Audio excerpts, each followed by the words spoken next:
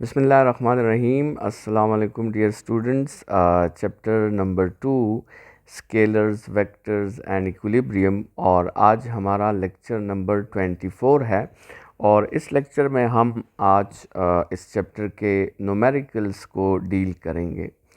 तो dear students, मैं हूं आपका इंस्ट्रक्टर आतिफ़ नसीम और आप देख रहे हैं अपना YouTube channel science made sensible. Numericals का आगाज़ करने के लिए स्टूडेंट्स अपने लेक्चर को स्टार्ट करते हैं। जी स्टूडेंट्स, आपको न्यूमेरिकल नंबर 1 नज़र आ रहा है कि a person throws a ball up with a velocity of 12 metres per second if the bus is moving at 25 meters per second. What is the velocity of the ball to an observer on the ground?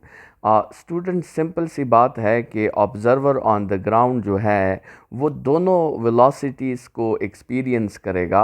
वो बस जो है वो आगे जाती हुई है और बॉल को ऊपर फेंका गया है, तो ऑब्ज़र्वर को वो बॉल एक प्रोजेक्टाइल मोशन की तरह और एक 2D मोशन की तरह मोशन महसूस होगा।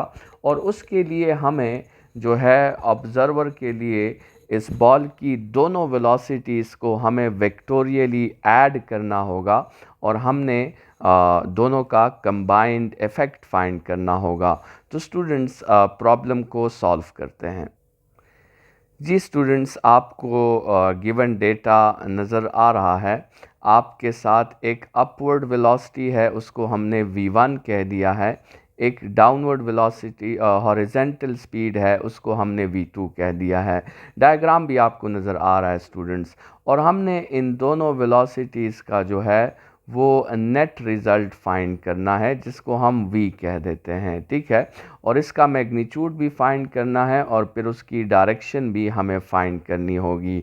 तो स्टूडेंट्स, मालूम क्या करना है, हमने रिज़ल्टेंट स्पीड मालूम करनी है।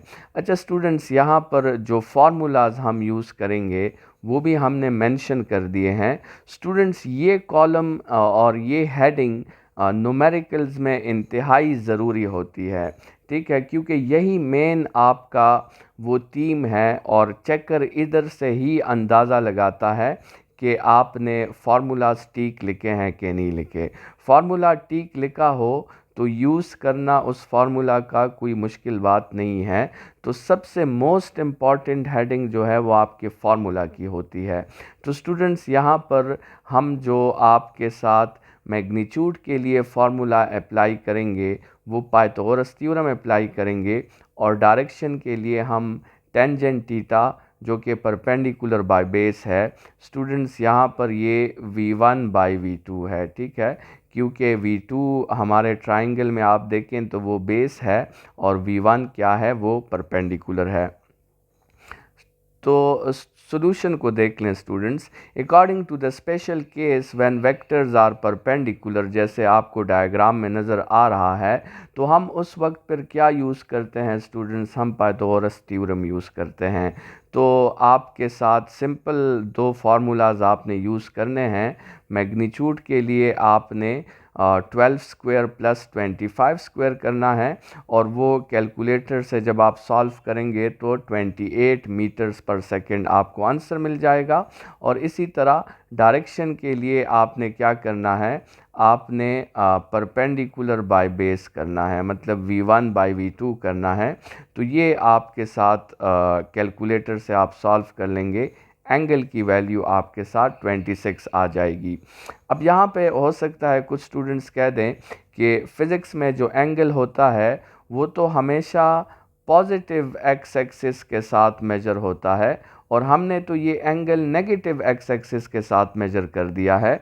तो स्टूडेंट्स, बस की वेलोसिटी के बारे में आपसे सिर्फ ये कहा था कि ये हॉरिजेंटल है, ये नहीं कहा था कि ये पॉजिटिव एक्स एक्सिस पे है कि नेगेटिव एक्स एक्सिस पे है।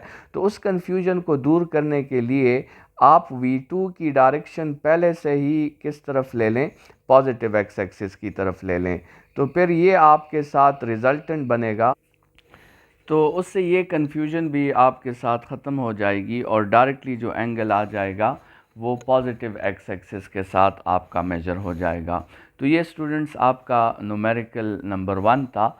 मैग्नीट्यूड भी आपके साथ फाइंड हो गई और डायरेक्शन भी, और पूरा जो है न्यूमेरिकल नंबर 1 के साथ डायग्रामेटिकल सपोर्ट जो है वो हमने प्रोवाइड कर दिया है। स्टूडेंट्स अब न्यूमेरिकल नंबर 2 की तरफ जाते हैं। न्यूमेरिकल नंबर 2 की स्टेटमेंट है, a football leaves the foot of a punter at an angle of 54 degrees positive x axis direction with a speed of 21 meters per second. What is the horizontal and vertical component of the velocity? Students आपको एक 2D velocity given है और आपसे question में पूछा गया है कि आपने इसकी हॉरिजेंटल और वर्टिकल वेलोसिटी फाइंड करनी है, उसके कंपोनेंट्स फाइंड करने हैं। तो सिंपल इजी रेजोल्यूशन का न्यूमेरिकल है। सॉल्यूशन को देखते हैं स्टूडेंट। तो ये देखें स्टूडेंट्स, आपके साथ जो है इनिशियल वेलोसिटी गिवन है 21 मीटर्स पर सेकंड, और साथ में आपको उसका एंगल भी गिवन है और ये उसकी डायग्रामेटिकल सपोर्ट है। हॉरिजेंटल कंपोनेंट आपने मालूम करना है स्टूडेंट्स और वर्टिकल कंपोनेंट मालूम करना है। तो हॉरिजेंटल कंपोनेंट का formula V I cos theta हुआ और वर्टिकल कंपोनेंट का formula V I sine theta हुआ। तो स्टूडेंट्स सिर्फ आपने पुटिंग करनी है और कैलकुलेटर से आपने आंसर्स निकालने हैं।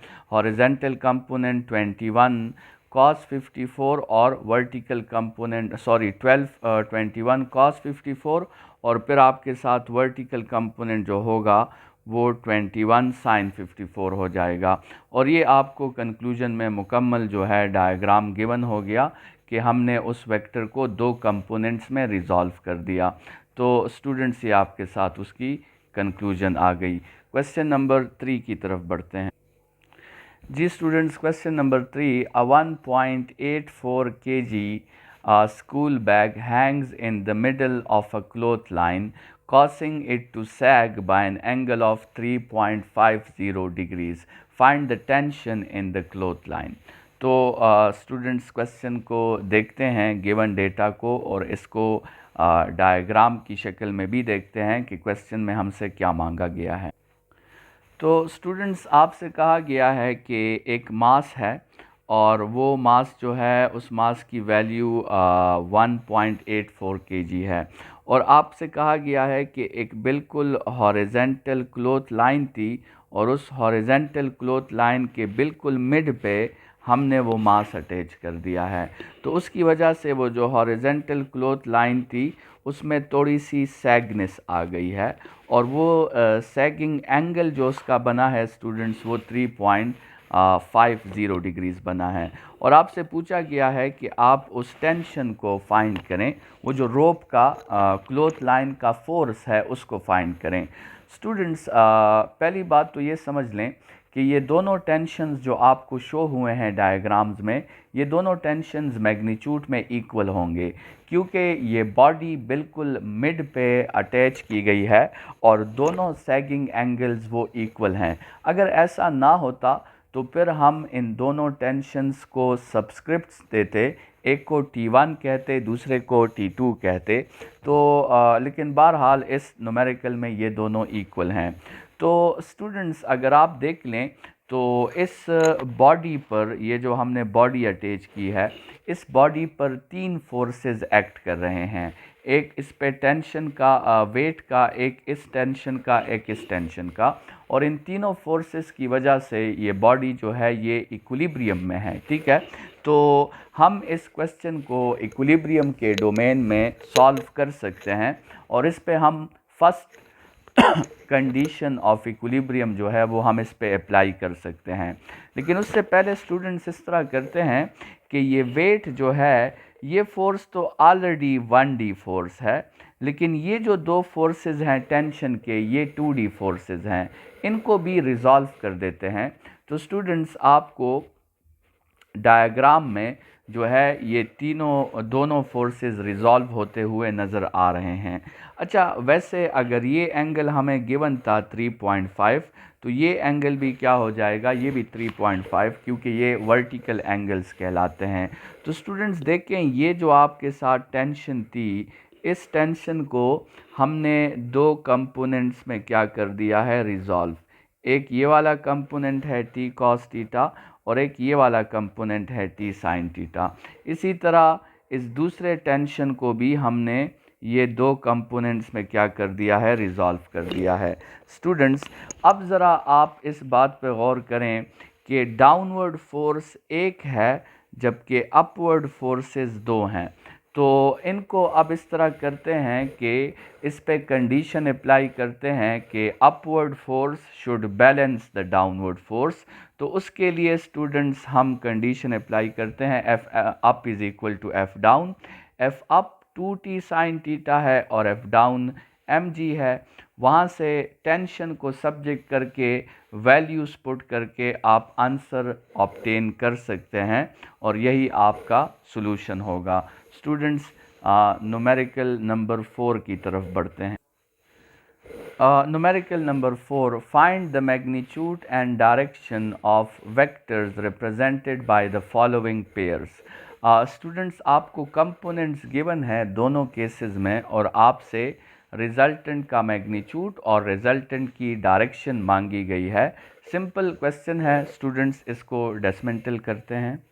तो स्टूडेंट्स, इस क्वेश्चन में दो पार्ट्स हैं आपके साथ। पहले पार्ट में भी आपको x और y जो है कंपोनेंट वो गिवन है और दूसरे पार्ट में भी आपको x और y कंपोनेंट गिवन है और हमने क्या मालूम करना है, रिजल्टेंट का मैग्नीट्यूड और उसकी डायरेक्शन। फार्मूलाज सिंपल हैं, हम पाइथागोरस थ्योरम और टेंजेंट थीटा यूज़ करेंगे। तो स्टूडेंट्स, दोनों पार्ट्स को पैरेलल में सॉल्व करते हैं। सबसे पहले देखें, x कंपोनेंट नेगेटिव है, y कंपोनेंट पॉजिटिव है। सबसे पहले तो हम इस पे पाइथागोरस थ्योरम अप्लाई करके रिजल्टेंट मालूम कर लेते हैं। अब स्टूडेंट्स, इसकी डायरेक्शन फाइंड करना है। तो डायरेक्शन में हमने कहा था कि हम डायरेक्टली थीटा फाइंड नहीं करेंगे, सबसे पहले हम एक्यूट एंगल फाइंड करेंगे और एक्यूट एंगल में हमने कहा था कि we will not use negative values. ठीक है, आप देखें ए एक्स नेगेटिव था लेकिन हमने फार्मूला में पॉजिटिव वैल्यूज़ पुट की है। यहाँ आपके साथ एक्यूट एंगल आ जाएगा। एक्यूट एंगल के बाद स्टूडेंट्स आपने क्वाड्रेंट की पहचान करनी होगी। चूँकि ए एक्स नेगेटिव है और ए वाई पॉजिटिव है, इसका मतलब ये कौन सा क्वाड्रेंट है, सेकंड क्वाड्रेंट। और सेकंड क्वाड्रेंट में फार्मूला क्या होता है, वो 180 माइनस 5 होता है, जिससे आपके साथ 119.4 आंसर आ जाएगा। स्टूडेंट्स, बिल्कुल इसी तरीके से आपने इसका पार्ट बी भी सॉल्व करना है, लेकिन पार्ट बी में आप देखें एक्स पॉजिटिव है, वाई नेगेटिव है। ये स्टूडेंट्स किस क्वाड्रेंट में होता है, ये थर्ड क्वाड्रेंट में होता है। थर्ड क्वाड्रेंट में आपके साथ फार्मूला जो होता है स्टूडेंट्स वो, अच्छा ये एक्स पॉजिटिव है और वाई नेगेटिव है, ये थर्ड क्वाड्रेंट नहीं है, ये आपके साथ फोर्थ क्वाड्रेंट है। और फोर्थ क्वाड्रेंट में फार्मूला जो होता है वो 360 माइनस 5 होता है। और दोनों की जो फिनिशिंग डायग्राम्स हैं, जो डिटेल डायग्राम्स हैं, वो भी आपको नज़र आ रही हैं। तो स्टूडेंट्स, ये आपका न्यूमेरिकल नंबर 4 हो गया। न्यूमेरिकल नंबर 5 और न्यूमेरिकल नंबर 6 जो है स्टूडेंट्स, ये बोर्ड पॉइंट ऑफ व्यू से इम्पॉर्टेंट न्यूमेरिकल्स हैं और ख़ास तौर पे ये डॉट और क्रॉस प्रोडक्ट से रिलेटेड जितने आपके साथ एग्जाम्पल्स और असाइनमेंट्स हैं, ये भी बोर्ड पॉइंट ऑफ व्यू से इम्पॉर्टेंट है। A force F making a magnitude of 5.5 make 10 degrees with x axis and a vector R of magnitude 4.3 makes 80 degrees with x-axis. What is the magnitude of their dot product and cross product? तो students, आपसे कहा है कि एक vector है force, दूसरा vector है displacement. Force 10 degrees बना रहा है, डिस्प्लेसमेंट 80 डिग्रीज़ बना रहा है। सबसे पहले तो आप इसके डायग्राम को ज़रा देखें। फोर्स का एंगल 10 डिग्रीज़ है, डिस्प्लेसमेंट का एंगल 80 डिग्रीज़ है। तो students, what is the angle between force and displacement, वो आपके साथ आ जाएगा 70 डिग्रीज़। याद रखें, डॉट प्रोडक्ट और क्रॉस प्रोडक्ट में जो फार्मूला यूज़ होता है वो आपके साथ वो एंगल होता है जो दो वेक्टर्स के दरमियान होता है।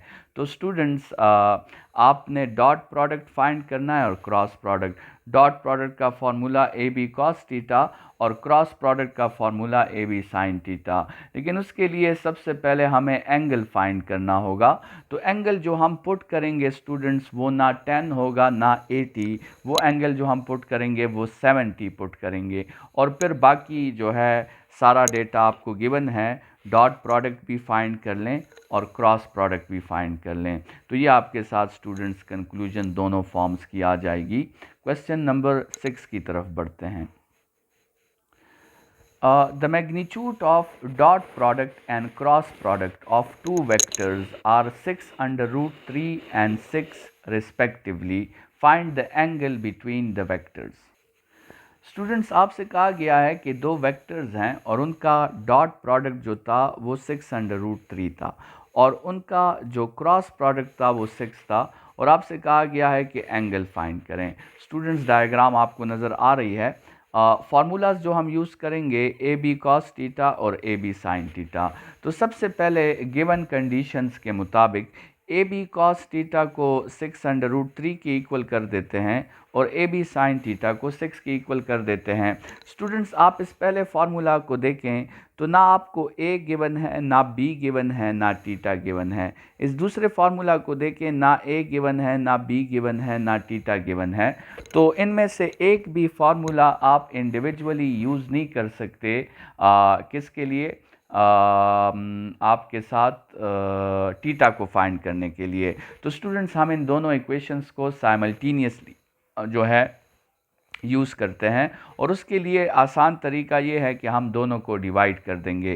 डिवाइड करने से ये फ़ायदा होगा कि ए बी और ए बी कैंसिल हो जाएंगे और ये यहाँ पे जो है हमने 6 को डिवाइड करना है 6 अंडर रूट 3 पे, तो 6 और 6 भी कैंसिल हो जाएंगे और 1 बाय अंडर रूट 3 रह जाएगा। और साइन बाय कॉस जो होता है स्टूडेंट्स वो टेंजेंट थीटा होता है और tangent inverse 1 by under root 3 अगर आप कैलकुलेटर से करें तो आपको इसका 60 आंसर मिल जाता है, तो सॉरी 30 आंसर मिल जाता है। तो ये आपके साथ क्वेश्चन नंबर 6 था। क्वेश्चन नंबर 7 को देखें। A uniform rod of 1 metre long with 6 newton is suspended in a horizontal position on the sharp edge with the weight of 10 Newton and 15 Newton suspended from its end. What is the position of the point of balance? Student ये जो question number 7 है ये आपके साथ किस पे base है?